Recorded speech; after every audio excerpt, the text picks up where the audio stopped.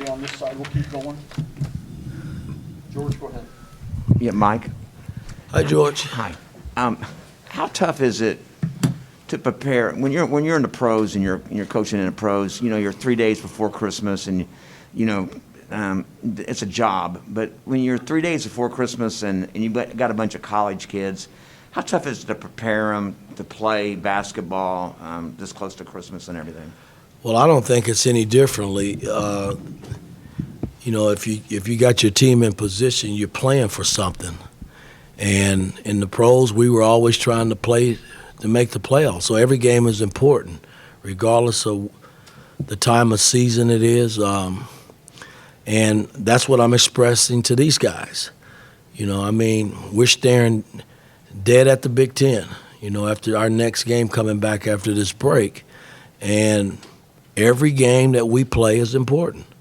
You can't take any nights off, and I truly believe any team in college basketball can beat you if you're not prepared and ready to play. So this was a good win for our ball club going into the break, but, they get the 2 days off. I hope they have a great time with their family, but Sunday is going to be back to work. Yeah, Coach. First, the decision not to play Parker in the first half, was it injury-related or discipline-related? I'm not addressing that. That's in-house matter. I would never address things that go on in my locker room to the fans or to the media. That will never happen. And the defense in the second half, why do you think it kind of slipped a little, or what? Well, I got to go back and look at the tape, but it wasn't pretty. I'll tell you that. I thought defensively we did everything right the first half in terms of our coverages, our switches. We were up touching guys. Nobody were getting, pulling up with dare shots, and it was totally the opposite the second half. And, I made that known before we broke huddle tonight that can happen. You won't win a lot of games in the Big Ten doing that. Mike, I know you don't want to talk about Parker, but can you talk about Anthony getting his first start and what that means for a local kid like that, getting a start here and how you thought he did? Listen, 5 guys can start. It's all you can start in the game. And Parker didn't start tonight. Anthony started. Thought he played well. But again, everybody that plays on this team, I feel good about playing. So, somebody's got to start. Somebody's got to come off the bench. Somebody's got to finish the game. It's just a part of basketball. But I thought he played well as a starter. He did a good job for us tonight.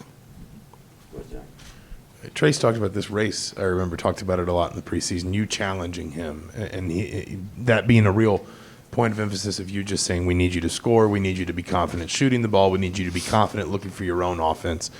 How tough has that been for him at times when he's playing against a volume guy like Trace, and how have you seen him really kind of carve out that offensive role for himself? This is Race or Trace? Race. Well, again, he's a senior, man. He's been around, so I went through the system as a college player. I think as you grow in college as a ball player, you expect things. You expect the older guys to do things at a higher level, and he's been around a while. So, when I took this job, he was one of the first guys I sat down and told him what I expected. The fact that he had played, a number of years in college, hey, expectations are high. He's got to be held a lot higher from an accountability standpoint. I expect a lot from Race and Trace. And Race he's come through, man. He's doing a lot of wonderful things for this ball club, things that some people thought he couldn't do, when I got here. But he's gotten better because he's put in the work, and, it's a testament to him. Mike, you're 12 games in right now. Is the learning curve of this team where you want it to be? Well, again, I think, as we go game by game, practice by practice, there's always going to be a learning curve. These guys hadn't been together that long. And surely, they hadn't been together long with me and vice versa. So, it's a learning process for me every day, dealing with this unit. And I don't mean that in a negative way. they've done everything I've asked them to do. I've been pushing and yelling and, patting them here and there. And, hey, it's just a part of, what we do as coaches. But I'm excited about where we are as a team, knowing that there's still a long way to go when we're talking about the big picture. Mike, turnovers are always something that we seem to talk about, and this team, Darren Horn's teams, that's one of the things they focus on. But at the end of the first half, you guys only had 5, but the second half, I think it jumps to 8. Part of the reason things go awry in the second half. What was the reason for so many more turnovers in that second half? Well, I think their zone is kind of unique because it's a 2-3 matchup. They'll switch a point guard onto our big guys, and then try to pass them off. And sometimes it's confusing, and I'm not making excuses. I mean, I thought when we got the ball in the interior of their defense, we tried to make plays that just weren't there. And that's how they catch teams. And, we're starting to see more zones. You think back to the St. John when they pretty much pressed us the whole game and threw all kinds of zones at us in the half court. We're starting to see more of them, and we just got to, continue to work and get comfortable with them, because I think teams will continue to play some zone and trap. It's just part of college basketball. Coach, Trace talked about the importance of being unselfish down low. What do you think of the chemistry that him and Race have developed in the post? It's been great. I saw a little bit of that last year. They know each other's movement on inside, and they read each other really well, which is great. I always talk about buddy ball with our bigs, and they're really good buddies. When it comes to playing buddy ball, especially inside the zone. So that's something that's got to continue. I got to get Geronimo and Big Mike more in play in that area. And just see what happens as we move forward. Ken, then Mike. Coach, you've talked about the defense being ahead of the offense since the summer. 20 assists on 32 made baskets. Are you pleased with the way that the offense is at least the pace at which you're trying to catch up to that defense? Well, again, I mean, when I look at the point differential, we got a big plus based on how we're scoring the ball and how we're defending our opponents. So, in that regard, I'm happy. But again, I'm not overly happy where we are from an offensive standpoint, because I just think there's so much more to give, and